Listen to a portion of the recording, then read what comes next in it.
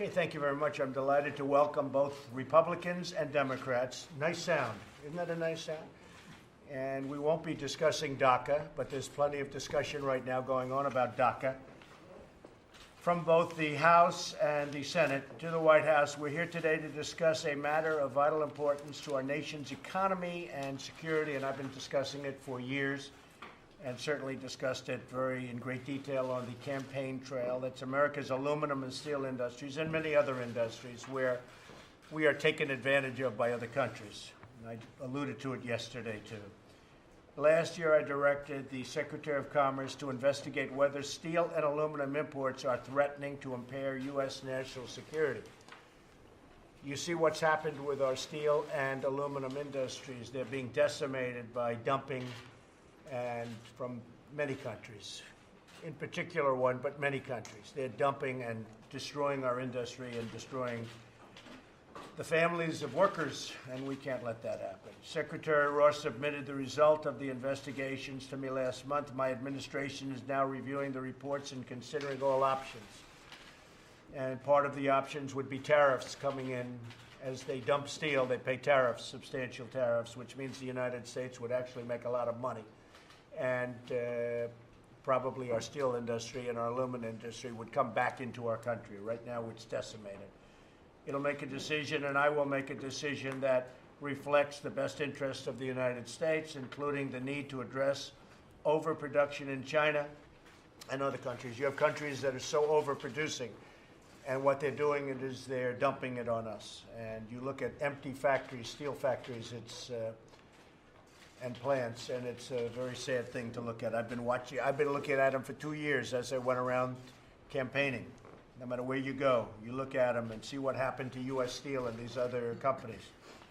They were the giants, and now they're hanging on for their life. I look forward to hearing your views, and I'd like to have some of you speak, and you have very strong, Roy, I know, Roy, you do, and we all do probably have pretty strong views on this. I look at it two ways. I want to keep prices down, but I also want to make sure that we have a steel industry and aluminum industry, and we do need that for national defense. If we ever have a conflict, we don't want to be buying the steel from a country that we're fighting, because somehow that doesn't work very well. But we hopefully won't have any conflicts, but we still have to consider that, and we have to look at the national defense, and we have to look at a steel industry. We cannot be without a steel industry. We cannot be without an aluminum industry. And so what we're talking about is tariffs and or quotas. And I think maybe, Roy, would you like to start? We've discussed this over the past. Would you have any suggestion? Well, Mr. President, I think we do need to be careful here that we don't start a reciprocal battle on tariffs. We make aluminum and we make steel in Missouri, but we buy a lot of aluminum and we buy a lot of steel as well, from bass boats to beer cans. There's a lot of aluminum out there. We've got an aluminum manufacturer that closed down, but with special electric rates is reopening under new management. And so clearly we're concerned about those new jobs, but also concerned about all the jobs, that whether it's in the electric steel area or the aluminum area, are very, very price sensitive here.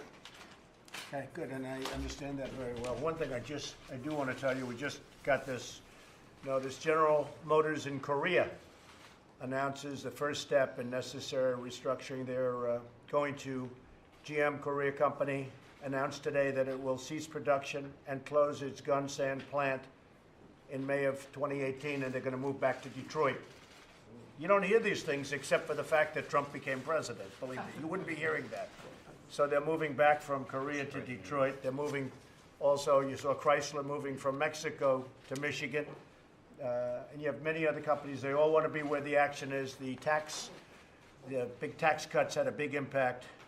And Kevin knows that maybe better than anybody, but it had a big impact on that decision. But when you see that General Motors, we have a very bad trade deal with Korea, very, very bad trade deal. It's a deal that it's incompetent that somebody could have made a deal like that. So we have a horrible trade deal with Korea. But now, even before we do something with that, because we're negotiating the trade deal with Korea, and we'll either negotiate a fair deal or we're going to terminate the deal. But before we do that, already General Motors is coming back into Detroit. That is a really significant statement. Many others to follow from many other countries. Mike, go ahead. Yeah, Mr. President, let me tell you that 2,800 people were laid off in my district in 2015 in a steel plant that's been operating for over 100 years. The concern that we have is that steel plant produces the what's known as the oil country tubular goods, OCTG. Right. OCTG, when we're doing the exploration and everything like that in oil that we are, but Korea has dumped 200% in the last year in an overabundance of into that particular market. Because of that, we're not able to get those 2,800 jobs back. And like I said, those have been there. That group of people there, So where did it go? It went to Korea? all of the products, they're even coming from Korea now that we've turned up. And unless we use, the power under 232, because if something goes south, now all of a sudden while we're trying to become energy independent, but these plants don't turn up overnight, and we've got to try to do something to work for a long-term goal with The that. Korean agreement, as you know, Mike, and most of the people at this table, that was done by the last administration. It was supposed to produce 150 to 200,000 jobs, and it did for Korea. For us, it produced nothing but losses. It's a horrible deal. All you have to do is look at it. You know it's going to be bad. So the Korea deal was a disaster. It was supposed to be good for us, and it turned out to be very bad for us. And just, you're one example of it, but there are many examples all over the country. So I just think the General Motors moving back into Detroit is just a fantastic thing. That's just a sign of many other companies to come. Mike Pence, would you have something to say? Well, thank you, Mr. President. I just want to thank all of the Republican and Democrats who've taken time to be here and their profound interest in this issue. To your point, this is about our economy, but it's about national security.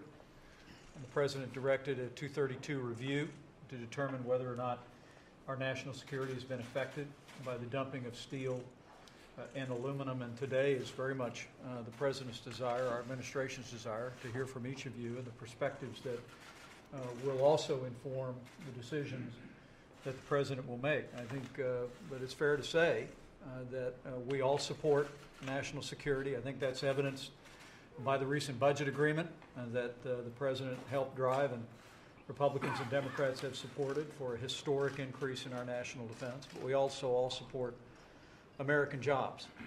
And we very much look forward to your counsel as the President approaches this decision. And I appreciate the bipartisan spirit of this meeting and the conversation that will follow. And really, as Mike said, I want to hear from both sides. This is why we have a lot of great representatives, both Democrats and Republicans. I want to hear from both sides before we make the decision. In one case, you're going to create jobs. You may have a higher price, it may be a little bit higher, but you're going to have jobs. In the other case, you may have a lower price, but you're not going to have jobs. It's going to be made in China and other places. So those are big decisions, but to me, jobs are very important. Todd, do you have something to say? Mr. President, thank you for having us here today. I represent a state that is not only a major manufacturer of steel. We have U.S. Steel, right. ArcelorMittal, and others who are manufacturing it. But we have the downstream users, which you alluded to. So clearly, you understand the need to balance the two. Yep. Come up with a balanced approach here. I think the main target, and I'll just speak plainly with you, sir, should be China. They're violating the international rules, stealing our intellectual property, overproducing steel products and other products. And we've spoken to them very, very strongly. We've told them we have something coming up in the very near future that you know. But we've told them it just can't continue. We have a trade deficit with China that I inherited, by the way. But we had a trade deficit of $504 billion, okay? So if you think of it, when you look at how well they do and how many bridges they're building and how many jets they're building and fighter planes, we did it. We did it. People that sat in my seat allowed them to do this. So we're not going to allow that. We're talking to them right now very strongly, and hopefully we'll have a great relationship, but we're talking to them very strongly. Todd, you're right. It's a big percentage of our deficits, and the money that we've lost and the jobs that we've lost to China, it's unthinkable that people allow that to happen. And this is over a period, not just Obama, this is over a period of many years this has happened. So thank you very much, Todd. Thank you. Pat, would you like to say Sure. something? Thanks very much, Mr. President. I would just urge us to go very, very cautiously here, especially with Section 232. As you know, our defense needs consume about 3% of domestic steel consumption. So I think it's implausible to believe that we're not able to meet the needs of our defense industry, which is absolutely essential. Imports in 2016 were 16% of domestic consumption. So the vast majority of the steel we consume, we in fact produce ourselves, which is the way I prefer it, and it is the case today.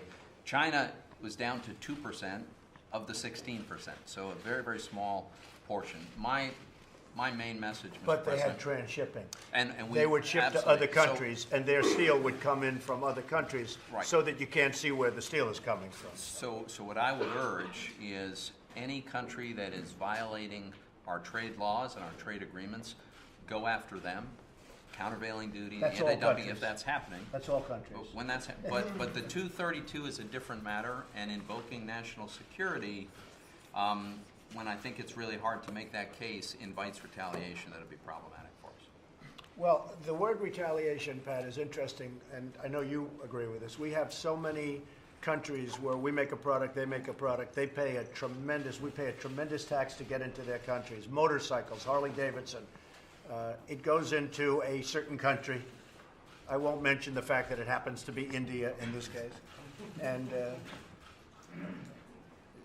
a great gentleman called me from India, and he said, we have just reduced the tariff on motorcycles, reduced it down to 50%, 50, from 75 and even 100%. And we have, if you are Harley Davidson, you have to pay 50 to 75% tariff to get your motorcycle, your product in. And yet they sell thousands and thousands of motorcycles, which a lot of people don't know, from India into the United States. You know what our tax is? Nothing. So I say we should have reciprocal taxes for a case like that. I'm not blaming India. I think it's great that they can get away with it. I don't know why people allowed them to get away with it. But there's an example that's very unfair. And I think we should have a reciprocal tax. That's called fair trade. It's called free trade, because ultimately what's going to happen, either we'll collect the same that they're collecting, or probably what happens is they'll end up not charging a tax and we won't have a tax. And that becomes free trade. So we have too many examples like that, and the word reciprocal, as Pat said, I mean, the word reciprocal is a very important word. We have countries that are taking advantage of us. They're charging us massive tariffs for us to sell our product into those countries, and when they sell to us, zero. We charge them zero. We're like the stupid people, and I don't like to have that anymore. So we're going to change that, and we're going to make it fair. And that, I call that fair trade. And again, one of two things will happen, but I think what's going to happen is they'll just reduce their tax to the same as our tax. Mike, would you like to say something? Yeah, sure. One of the things that worries me with regard to this proposed action is that there's so many things manufactured in the United States. There's so many jobs attached to so many things manufactured in the United States that use steel and aluminum as inputs. Now, in the case of steel, we're talking about 16% that's imported, but the availability of those imports and the absence of additional duties on those means that those goods can be manufactured and sold more cost effectively. That keeps a whole lot of people, including a whole lot of voters in each of our states, a whole lot in mine certainly, in jobs. And so even though there may be some job winners from an action like this, I strongly suspect that, as has at times been the case in the past, you would end up with net job losses in the United States, and that's what worries me here, particularly in light of the absence of what I can see as a real national security threat. Only 3% of what we're able to produce domestically is what's needed for our national security reasons, and I think that ought to be taken into Now, account. that number's going way up because of our big military spending now. You know, something we all agree on. We had to do a lot of work on our military. Our military has not been taken care of properly, and now it's being taken care of properly. So that 3% number will be going way up. But at the same time, it's not a tremendous, it's not a percent, as a percentage, it's not a tremendous number. I will say that steel and aluminum are interesting. It will create a lot of jobs. I believe that some of the dumpers will eat a lot of the tax themselves because they do it to keep people working.